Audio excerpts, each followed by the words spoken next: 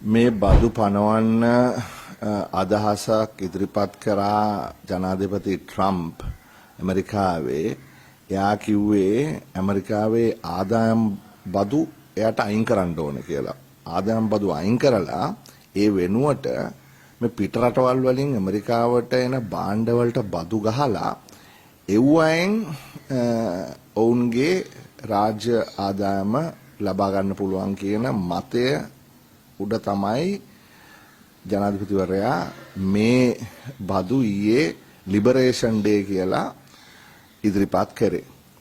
දැන් සමහරු මේ සම්බන්ධයෙන් වහාම ක්‍රියාත්මක වුණා. ගිහිලා සාකච්ඡා කරා සමහර රටවල්. මෝඩි ජනාධිපති අගමැතිවරයා හම්බෙන්න ගිය වෙලාවේ ඇමරිකාවෙත් අනිත් රටවල් වල කට්ටියත් ගියා. ගිහිල්ලා උත්සාහ කරා යම් විදියකට ඔවුන්ගේ රටවල් වලට පනවන්න නියමිතව තිබූ බදු සම්බන්ධයෙන් යම් ලිහිල්භාවයක් හොයාගන්න. ලංකාවේ මම ඇතුළු අපේ විපක්ෂ නායකතුමා ඇතුළු කිහිප දෙනෙක්ම රජයට පාර්ලිමේන්තුවේදී මේ සම්බන්ධයෙන් ප්‍රශ්න ඉදිරිපත් කරා, අදහස් ඉදිරිපත් කරා. නමුත් රජය දැන් කියනවා සාකච්ඡා වගේක් කරා කියලා. කාත් එක්ක කරාද, කවදද කරේ, කොහෙද කරේ කියලා කිසිම දෙයක් අපි දන්නේ නැහැ. අපි දන්නවා ඇමරිකාවට යනවයි කියලා කිව්වා, ගියේ නැති බව නම් අපි දන්නවා. දැන් එකපාරට හෙනයක් ගැහුවා වාගේ 144ක දැවැන්ත බද්දක් ඇමරිකාව පනවලා තියෙනවා ලංකාවට. දැන් ලෝකේ අනිත් රටවල් ගත්තහම මේ බදු පනවලා තියෙන ක්‍රමය පිළිබඳව දැවැන්ත ප්‍රශ්නාර්ථයක් මට තියෙනවා. මොකද ඔවුන් කියනවා අපි ඇමරිකාවට 188ක් බද්දක් ගහනවා. ඒකද 150ක් අඩු කරලා ඒගොල්ලෝ 44ක් ගහනවා කියලා. ඒකට ෆෝමියුලා එකක් ඉදිරිපත් කරලා තියෙනවා. මේ ෆෝමියුලා එක මෙහෙමයි. උඩ තියෙන්නේ ඇමරිකාව ලංකාව අතර තියෙන වෙළඳ හිඟය. ඒ කියන්නේ ඩෙෆිසිට් එක. යට තියෙන්නේ ලංකාව ඇමරිකාවට අපනයනය කරන ප්‍රමාණය. එහෙම නැත්නම් ඇමරිකාව ලංකාවෙන් අපනයනය කරන ප්‍රමාණය ඒක අපි වැඩි කරනවා මේ අපි කියනවා elasticity, price elasticity of demand. ඒ කියන්නේ යමක් demand of imports. ඒ කියන්නේ උදාහරණයක් හැටියට අපි ආනයනය කරන යම්කිසි භාණ්ඩයක මිල 100%කින් ඉහළ ගියොත් ඒ භාණ්ඩය සඳහා ආනයන ඉල්ලුම කොපමණ පහළ බසීද, 100ට කීයකින් පහළ බසීද කියලා. ඒගොල්ලෝ ඒක උපකල්පනය කරනවා 4යි කියලා. ඊට පස්සේ ඒගොල්ලෝ උපකල්පනය කරනවා මේ බදු පැනවීම හරහා මේ රීටේල් ප්‍රයිස් එක කොයි ආකාරයට ඇඩ්ජස්ට් වෙයිද කියලා. ඒගොල්ලෝ කියනවා චීනට දාපු සම්බාධක වල ඩේටා ඒගොල්ලෝ බැලුවා. ඒක 0.25යි කියලා කියනවා. ඒතර 4 වැඩි කිරීම 0.25 එක වැඩි කිරීම ලංකාවෙන් ඇමරිකාවට යවන අපනයන ප්‍රමාණය බිලියන 3.02. ඒක බෙදෙන්නේ අර ඩෙෆිසිට් එකෙන් 2.6ක් දොකොන්නොම ඇමරිකන් ඩොලර් බිලියන. ඕකේ රේෂියෝ එක තමයි ওই 188 කියන එක. ඒකෙන් 150ක් තමයි 144 කියන එක. දැන් මෙතන තාක්ෂණිකව ලොකු ගැටලුවක් තියෙනවා. මොකද සාමාන්‍යයෙන් රටවල් වලට බෙදලා මේ සම්බාධක දාන ක්‍රමයක් ලෝක පිළිගත්ත සිස්ටම් එක ඇතුලේ නෑ WTO එකේ. ඒකේ තියෙන HS කෝඩ් වලට තමයි සම්බාධක දාන්නේ. එහෙමත් නැත්නම් සම්බාධක කියන වචනේ වැරදි. ටැරිෆ් දාන්නේ HS කෝඩ් වලට. දැන් උදාහරණයක් හැටියට HS කෝඩ් තියෙනවා 8000ක් විතර. හරි. ඒකේ පාවිච්චි වෙන ඒවා තියෙනවා 5000ක් විතර. එතකොට දැන් අපි කිව්වොත් එහෙම දැන් මේ බයිසිකල් ටයර් ඒක එකක්. ඊළඟට ඇලුමිනියම් ගත්තොත් එහෙම මොකක් හරි කනෙක්ටර් එකක් කිව්වොත් ඒක එකක්. එහෙම නැත්නම් රබර් සරප්පු. ඒක තව එකක්. ඉතින් මේ HS කෝඩ් එකෙන් කෝඩ් එකට බද්ද ගහන්නේ. නැතුව HS කෝඩ් ඔක්කොම එකතු කරලා රටකට බද්දක් ගහන්නේ නැහැ. එතකොට දැන් ලංකාව 188ක් බදු ගහනවා කියන එක එන්නේ අර මම කලින් කියපු ඉක්වේෂන් එක. තාම කවුරුත් මම දැක්කේ නැහැ ඒක එක්ස්ප්ලেইন කරලා තියෙනවා. නමුත් ඒක එහෙමයි හැදෙන්නේ. හරි. එතකොට හැම රටටම ඉලාස්ටිසිටි එක අර මම කලින් එක්ස්ප්ලেইন කරා මොකද්ද කියලා demand price elasticity of imports කියන එක හැම රටටම 4යි.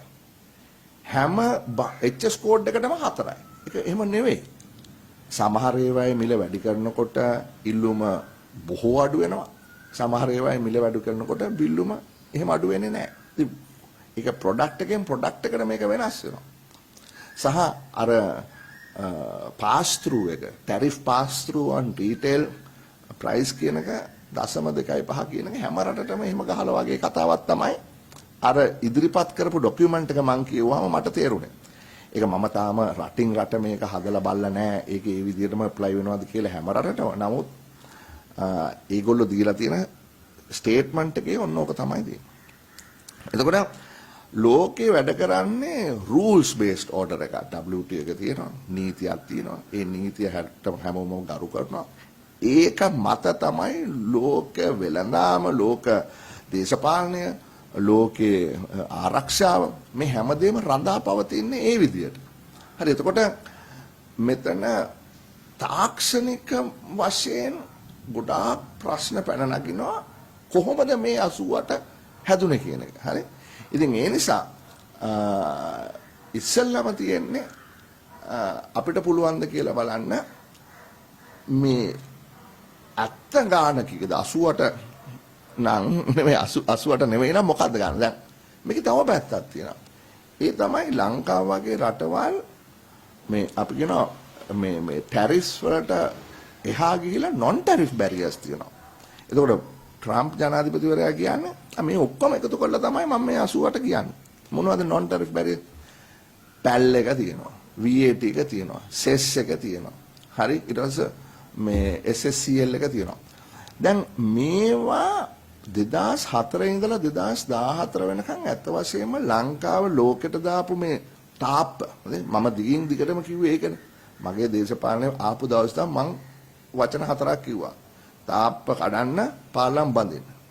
දැන් මේ තාප්ප කොටට තිබිච්ච තාප්ප 2004 ඉඳලා 2014 වෙනකන් ඩබල් කරා. එතකොට පිටරටක භාණ්ඩයක් මේ රටේ එන්න තියෙන හැකියාව අතිශයින් අඩු වුණා. ඒක 2015-19 කාලේ යම් කිසි විදිහකට අඩු කරන්න උත්සාහයක් ගත්තා. ඒක තමයි ඒක උදාහරණයක් හැටියට සිංගප්පූර් ෆ්‍රී ට්‍රේඩ් සෝන් වගේ ඒවා අසං කරා. නමුත් ඒකත් සස්පෙන්ඩ් කළා මේ ආණ්ඩුව. රනිල් වික්‍රමසිංහ ජනාධිපතිවරයාගේ ආණ්ඩුව පටන් ගත්ත නැවතත් ඒක ඉස්සරහට අරගෙන යන්න. නමුත් මේ ආණ්ඩුව ඒකත් අවශ්‍ය නැහැ කියන මතේ හිටියේ මම ඒකට විරුද්ධ වෙලා අපේ කොමිටියට ආපු වෙලාව මම කිව්වා නෑ මම පිළිගන්නේ නෑ ඔයගොල්ලන්ගේ මතය. කරුණාකරලා නැවත ජනාධිපතිවරයා හම්බෙලා මේකේ විසඳුමක් හොයාගෙන එන්න කියලා සති කිහිපයකට පස්සේ නැවත ඇවිල්ලා ඒක අපි සම්මත කරා සිංගප්පූරුවට අර දාලා තියෙන තාප්ප අවුරුදු 5කින් අඩු කරන්න පහෙන් එක ගන්න. ඉතින් වෙලා තියෙන්නේ ඒ ඔක්කොම එකතු කරලා තමයි ට්‍රම්ප් ඔය 88 කියන්නේ. ඊළඟට කියනවා manipulation of the currency කියලා. ඒ manipulation of currency කියන්නේ අපේ රටේ ඔහුගේ අදහස වෙන්නේ අපනායනය වැඩි කර ගැනීම සඳහා යම් විදියකට රුපියලේ අගය මේ ආටිෆිෂලි ඩොලරයට සාපේක්ෂව අඩු කරගෙන තියනවා කියලා. ඒක තව කම්පිටිෂන් වැඩි කරා. ඉතින් මේ වගේ ඔක්කොමත් එක්ක තමයි මේ සම්බාධක ට්‍රම්ප් ඉදිරිපත් කළා තියෙන්නේ. ඒ කියන්නේ ඩොමෙස්ටික් පැත්තෙන් ඒගොල්ලෝගේ ඉන්කම් ටැක්ස් නැති කරලා ට්‍රේඩ් ටැක්සස් වලින් ගේන්න. අනිත් පැත්තෙන් ඒගොල්ලෝ කියන්නේ මැනුෆැක්චරින් වැඩි කරන්න. හරි නැවතත් ඇමරිකාවට කම් බෑක් ටු ඇමරිකා කියන ඒ ඇමරිකාවේ එළියට ගිය heavy manufacturing, ship building, automotive නැවතත් ඇමරිකාවට ගේන්න සහ අනිත් රටවල් reciprocity තියෙන්න ඕනේ. ඒ කියන්නේ අපි සම්බාධක අපි ටැරිෆ් එක මෙච්චර නම් ඒ සියලුම ටැරිෆ් එකතු කරලා ඒ රටෙත් මේවට මේ ටැරිෆ් එක ඒ වගේ තියෙන්න ඕන කියලා. ඉතින් ඕක තමයි මේකේ පසුබිම. එතකොට අපි ගිහිල්ලා කිව්වොත් එහෙම අපි IMF එකත් එක්ක මේ දවස්වල නෙගෝසියේෂන් එකක් තියෙනවා අනේ කරුණා කරලා මං ගැන මේ පොඩ්ඩක් කාරුණිකව හිතලා මට අඩු කරන්න කියලා ඒක වෙන්නේ නැහැ. ට්‍රම්ප් එහෙම නෙමෙයි වැඩ කරන්නේ. ට්‍රම්ප් වැඩ කරන්නේ ට්‍රාන්සැක්ෂනල්. හොඳට බැලුවොත් ට්‍රම්ප් හැමදේම ට්‍රාන්සැක්ෂනල්. හරි? මම මේක ඔයාලට දෙන්නම් ඔයා මට මොකද්ද දෙන්නේ? හරි? මම මේ මොකද්ද ග්‍රීන්ලන්තේ ගන්නම් මම ග්‍රීන්ලන්තේ ඔක්කොම සිකියුරිටි මම දෙන්නම්. හරි? මම ඩෙන්මාර්කේ ගන්නම් ඒ කට්ටියට අවශ්‍ය සියලු දේ මම දෙන්නම්. ට්‍රාන්සැක්ෂනල්. දැන් අපි තේරුම් ගන්න ඕනේ ට්‍රම්ප් හිතන විදිය. හරි ඒක සාමාන්‍ය රජයක් කරපු දෙයක් නෙමෙයි මේ. මම හිතන්නේ අවුරුදු 100කට මෙහෙම දෙයක් ඇමරිකාවේ සිද්ධ වෙලා නැහැ. හරි? එතකොට මේක ලොකු එක්ස්පෙරිමන්ට් එකක්. මේක දිනන්නත් පුළුවන් පරදින්නත් පුළුවන්. මොකද මෙහෙම දෙයක් අපි දැකලා නැහැ.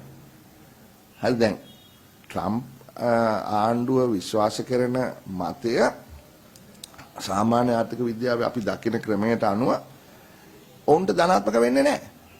ඍණාත්මකයි. මොකද බොහෝ දෙනා බලාපොරොත්තු වෙන්නේ ඇමරිකාවේ වර්ධනය අඩු වෙලා ඊළඟට ලෝකයේ වර්ධනයත් අඩු වෙලා ඇමරිකාවේ බඩු මිල වැඩි වෙලා විශාල ගැටලුවකට ඕන් මුහුණ දෙයි. ඒ දැනටම වෙමින් පවතිනවා මොකද අර පිටරටින් එන රැකියාගත්ත කට්ටියව අයින් කරපු නිසා එහෙම. නමුත් මම නැවත කියනවා ඒක තමයි expected outcome එක. නමුත් අපි දන්නේ නැහැ කොයි විදිහට මේක ක්‍රියාත්මක වෙයිද කියලා. හරි ඉතින් ඔන්න ඔය පසුබිම තුල තමයි අපේ නෙගෝසියේෂන් එක අපි කරන්න අවශ්‍ය වෙන්නේ.